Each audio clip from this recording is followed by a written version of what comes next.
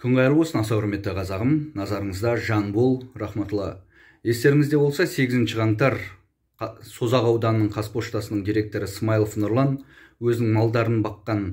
Айта кетер болсақ, 238 бас қой, 56 жылқы, 14 сиырын баққан. Жалақысын сұрап барған әйелді менің анашыммен қосып, кабинетінен күш қолданып жұлқылап, күзетшісімен бірге қосылып алып, күш қолданып шығарып жерген болатын. Сол мәселе бойынша не хабар болып жатыр депсіздер, соны айта кетейін анық-қанығын. 10 қаңтар күні Түркістан облыстық сот медициналық сараптамасы орталығына барып, анашымды көрсеткен болатынбыз. Жаңағы күш қолданғандарында жаңағы Смайлов Нұрлан сол қолынан жұлқылап, басып, қысып, күзетшісі оң қолынан қысып, күш қолданған болатын, қабырғаға соғып, артынан да із қалдырған екен. Оны дәл сол күні 8 қаңтар күні Созақ ауданының Шолаққорған ауылындағы ауруханаға барып, сол жақта тексерілген болатын анашым. Соны нәтижесі қорытындысы, яғни сот сараптамасының жұма күні 2 күн өткеннен кейін шыққан екен. Ал істің әлі ешқандай қозғалыс болмай жатқанның себебін қазір учаскелік инспектормен әңгімелескеннен содан түсінетін боласыздар. Тыңдап көріңіздер. Аудио және бейне жазылым жүргенін ескертіп қойын. Судметтен сіз қағазды алдыңыз ба? Жоқ, аман әлі. Бізде жол нашар болып барамай жатыр қызметкерлер же Түркістанға. Мен бүгін хабарлассам, жұма күні дайындап қойғанбыз ғой дейді. Не созып кеттіңдер десем? Бізде барамай жатыр ғой. Бізде бала қызметкер таумен ішінмен өтіп барады ғой. Жақсы, енді екінші мәселе өткенде видеоларды көрдіңіз ба, көрмедіңіз ба? Қай видеолар? Сол ауылдарыңызда болған оқиға жайында.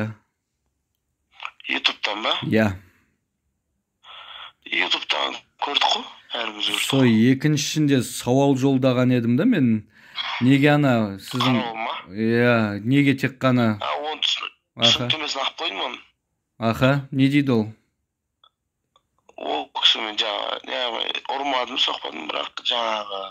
Бірақ видеоды көріп тұрсыз қой, екеуі екі жақтап жолқылап атқан, иә? Оны не аламыз ғой. Ертең экспертиза кейінеген экспертизамен таныстырып, апаның көзінше хаттамасын түземіз ғой. Болды, жақсы. Енді қашан хабар күтейік сіздерден? Ертең негізі біз өзіміз баруымыз керек Түркістанға. 3-4 қызметкер сол Құдай қаласа барып, қайтып жатқан кезде алып келеміз. Ертесіне кіріске аламыз да, сізге звондаймыз ғой. Болды, рахмет, әке. Жақсы, сау болыңыздар. Сіздердің комменттегі кішкентай ауданның Қазпоштасының директорінде соншама малға қайдан ақша пайда болды дегендеріңізге менің атымда ештеңе жоқ, ештеңе дәлелдей алмайсыңдар, бәрі менің әйелімнің атында деп жүр екенбіз. Жаңа видеолар бірінші болып алу үшін аты жөнімді қатесіз жазасыздар. Іздеуішке басып, Жанбол Рахматулла деген арнаға подписаться дегенді басасыздар. Вы подписаны дегеннің үстінен тағы да бір рет басып, төменгі жағында уведомление деген тұрады. Сол уведомленияда все дегенді басасыздар. Міне, шыңғырлауық мынандай түсті болу керек, аппақ. Сол кезде бүкіл хабарламаны алып отырасыздар. 4 баланың несібесі, 2 қойшының маңдайтер еңбек ақысы 350 мың теңгені Смайлов Нұрлан Қазпоштаның директоры әлі де бермепті. Жалақыларыңды алғыларың келсе, полициядан барып арыздарыңды кер қайтарып алыңдар. Айлығымыз толыққанды алғанбыз деп қолхат жазыңдар. Сосын ертесіне бір руласым арқылы айлықтарыңды беріп жерермін деген екенбіз. Ең жақсы қорған сол шабуыл дегендей, Смайлов Нұрлан соншама малы бола тұра 350 мың теңгені қойшылардың еңбек ақысын, несібесін бере салмай, адвокаттар жалдап, бізге қаршы сотқа арыз жазбақ екен деген сыбыстар келіп жатыр. Көрейік енді. Созақ ауданының әкімнің орынбасары Ағаділ Сатыбалдының қайнатасы, біздің герой Аманат партиясының мүшесі, Қазпоштаның директоры Смайлов Нұрлан өзінің мал-мүлкіне, байлығына сеніп солай лауазымды шенділерді ауыздарын майлап жеңіске жеңіп кете ме екен, әлде кішкене ақиқат, әділдік орнап, қарапайым қойшылар отбасы өздерінің маңдай тер еңбек ақыларына қол жеткізе ме екен? Хабарлардан, жаңалықтардан толыққанды хабардар етіп жеткізіп отырам.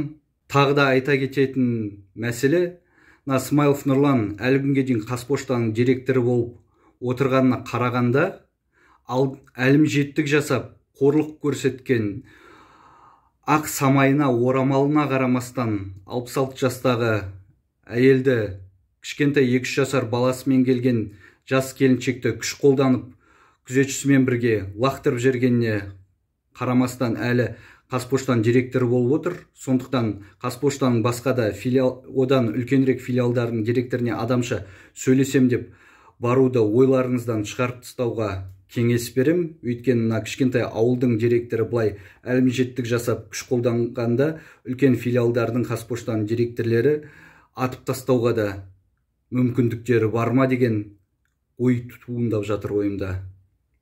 Жақсы, байланыста боламыз. Жамбыл Рахматулла аты жөнім.